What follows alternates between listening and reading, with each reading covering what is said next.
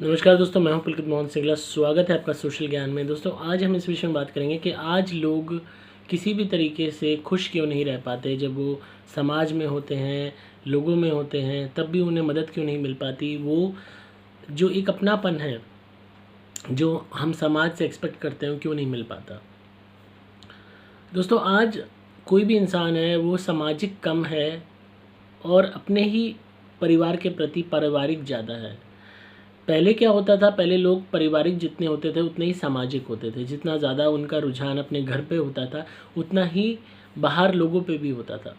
एक दूसरे को नमस्ते करते थे, एक दूसरे को ग्रीट करते थे, एक दूसरे का हालचाल पूछते थे।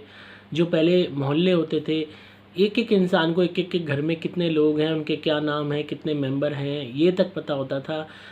यहाँ तक कि एक दूसरे के फंक्शनों में जाना, एक दूसरे के छोटे से छोटे त्योहारों पे जाना, एक दूसरे को त्योहारों पे विश करना, उनके लिए मिठाई लेके जाना, हर तरीके से जो मोहल्ला होता था वो ऐसे होता था एक पूरा परिवार। वो समाज ही एक परिवार बन जाता था। और अड़ी भीड़ में, परेशानी में, दर्द में, बीमारी हाली में एक आवाज़ देने पे 10 पड़ोसी तैयार खड़े होते थे ले जाने के लिए। कहीं पे भी कोई झगड़ा भी होता था तो बातचीत से, प्यार से लोग सुलटाते थे। पर आज क्या है, आज इंसान सिर्फ पारिवारिक है। वो अपनी उस न्यूक्लियर फैमिली के प्रति ही इतना ज़्यादा जो है अग्रसर है कि उसके अलावा वो उस समाज से कोई लेना देना नहीं। वो समाज में रह के ही समाज को दुश्मन बना लेते हैं।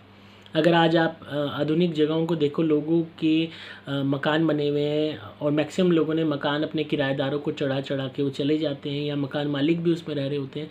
पर पूरे मोहल्ले में अगर 1000 मकान हैं और किसी गली में 100 मकान भी हैं, तो उसमें से एक मकान भी दूसरे मकान वाले में कौन रहता है उसको ये तक नहीं पता, क्या उसका नाम है ये तक नहीं पता।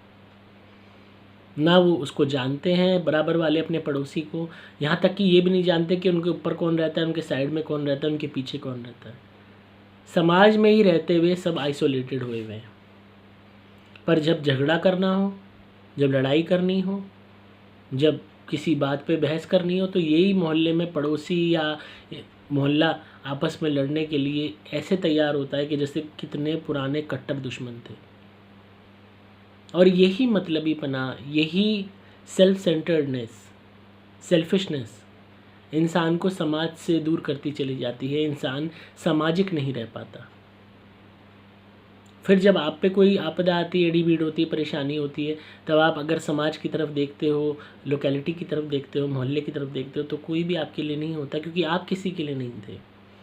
और आज के वक्त में मोहल्ले जितने भी हैं, हर इंसान अपनी चौधराहट, अपनी यूँ कह लीजिए गुंडपना दिखाने के लिए, अपने आप को बड़ा दिखाने के लिए, अपने आप को ज़्यादा वो दिखाने के लिए, प्रभावशाली, सिर्फ इसी काम में लगा रहता है कि मैं इस लोकेलिटी में हूँ तो इसका राजा मैं हूँ, इसका दादा मैं हूँ। और इसी ईगो में लोग आपस में लड़ते रहते हैं, एक दूसरे को दबाने की कोशिश करते हैं। एक पड़ोसी दूसरे को दबा रहा है और गुटबंदी हो जाती है। और यही कहीं ना कहीं विनाश का कारक बनता है, पतन का कारक बनता है।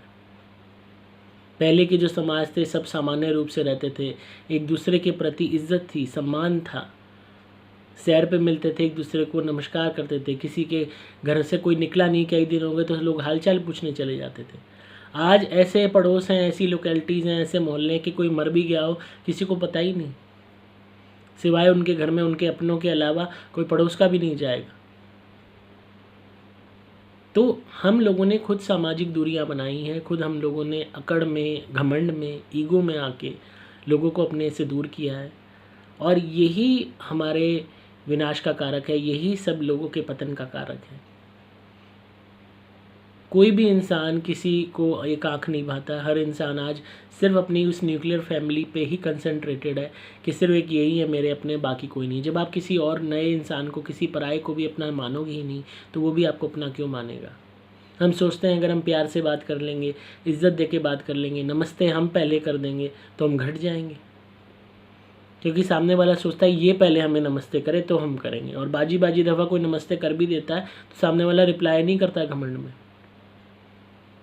तो यही सामाजिक दूरियां, यही अकड़, यही घमंड। हर बंदा अपने आप को 30 मार्का समझता है, हर बंदा अपने आप को समझता है मैं ही सबसे अमीर हूँ, मैं ही सबसे ज़्यादा वो हूँ, और सामने वाला बंदा मेरे से हल्का है।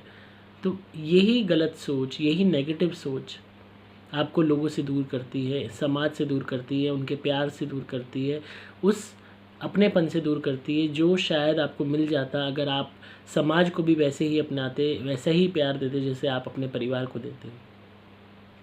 जहाँ गुटबंदी होती है वहाँ तो इंटरेस्ट होते हैं कि किसी एक पर्टिकुलर इंसान के खिलाफ आप लड़ रहे हो तो गुटबंदी बना ली, उसमें भी वो गुटबंदी में भी आपस में अंदरूनी रूप से एक दूसरे से नफरत करते होते हैं, जलन करते होते हैं। तो ये समाज अब समाज नहीं रहा, इंसानों ने खुद अपने लिए कांटे बोए हैं, खुद उन्होंने अपना पड़ोस, अपने मोहल्ले ख़राब करे हैं, और यही दूरियाँ इंसान की बर्बादी का कारक बनेंगी। आज नहीं तो कल इंसान तबाह हो जाएगा इन्हीं दूरियों के कारण, इसी नफ़रत के कारण, इसी घमंड के कारण। अभी भी वक्त है अपने अंदर की घमंड को, ईगो को साइड में रख के हर इंसान को अपनाना सीखो, लोगों को ग्रीट करो, उनसे नमस्ते करो, उनसे उनका हाल चाल पूछो, उनको जानने की कोशिश करो। जितना ज़्यादा आप अपने मोहल्ले में, लोकेलिटी में लोगों को जानने की कोशिश करोगे, उनसे हाल चाल पूछोगे, खुद आगे बढ़ के त्योहारों पे उन्हें मिठाई दोगे, जितना ज़्यादा आप मेल मिलापा बनाओगे उतना ज़्यादा आप खुद देखोगे कि आपका जीवन कितना सरल बनता चला गया। क्या पता कोई कहाँ पे किस मोड़ पे आपकी मदद कर दे, क्या पता कहाँ पे आपका कहीं काम रुक रहा है और पड़ोस में ही आपके एक ऐसा इंसान है जो आपका वो काम कर सकता है और आपको यही नहीं पता, आप पूरे जग में ढूंढते फिर रहे हो पर पड़ोस में ही बंदा है। वो कहते हैं ना, बगल में चोरा नगर में ढिंढोरा। तो लोगों को जानने की कोशिश करो। इंटरनेट पे तो अनजान लोगों को हम ऐड करके उनसे एक्सपेक्ट करते हैं कि वो हमारी मदद करेंगे, हमसे दोस्ती करेंगे, प्यार करेंगे, ये है वो है, पर जो हमारे बिल्कुल ही बराबर होते हैं, बिल्कुल ही सामने होते हैं, उनको हम जानने का कष्ट भी नहीं करते। तो बदलो अपने आप को, तभी समाज बदलेगा।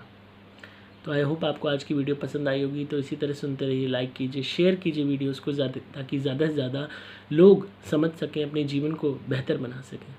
मैं हूँ आपका दोस्त पुलकित मोहन सिंगला।